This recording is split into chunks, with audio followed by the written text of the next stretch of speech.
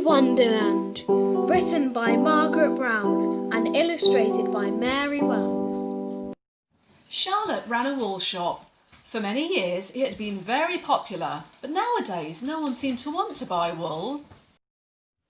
I'll have to close the shop down tomorrow, said Charlotte sadly as she left the shop that day.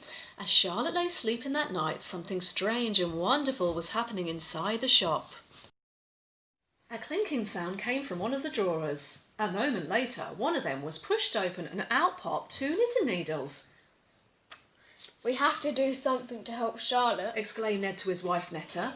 But what can we do? asked Netta. Ned scratched his long wooden head and thought deeply. Suddenly he had an idea. Come on, let's wake the children. I want to tell them too. There was Natalie the eldest, then Nut who was mischievous, Noddy the cleverest one, and the youngest was Naomi.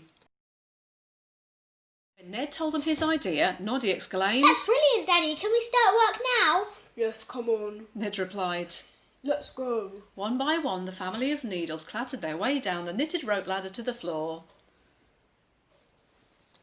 Ned and Netta quickly chose different coloured balls of wool and set to work knitting. They knitted zebras and hippos, lions and panda bears, and elephants and giraffes. Natalie and Nut were in charge of sewing on the brightly coloured buttons. "Oops!" laughed Natalie as she watched one of the buttons roll into a mouse hole.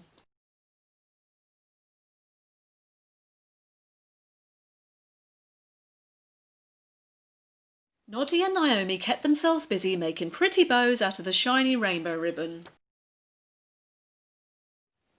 As the sun rose that morning, the exhausted family climbed back up the knitted rope ladder and fell fast asleep in their drawer.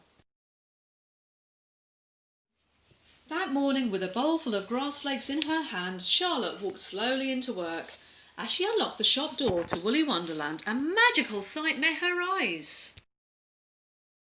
The balls of wool, shelves of ribbons and cups of buttons were gone. There now stood beautiful displays of knitted toys. Charlotte couldn't believe her eyes. "Who's done this?" asked Charlotte happily. Before she had time to think, the shop door was flung open and in ran lots of excited customers. The till didn't stop ringing that day as one child after another bought a beautiful toy to take home. At the end of a long but wonderful day, Charlotte locked the till, turned the shop light off and murmured softly, "Thank you so very much, whoever you are." The Needle family, hearing Charlotte's voice, smiled at each other, yawned and stretched. Come on, said Ned. We've got a busy night ahead. One by one, the family of Needles clattered their way down the knitted rope ladder as another night's work began.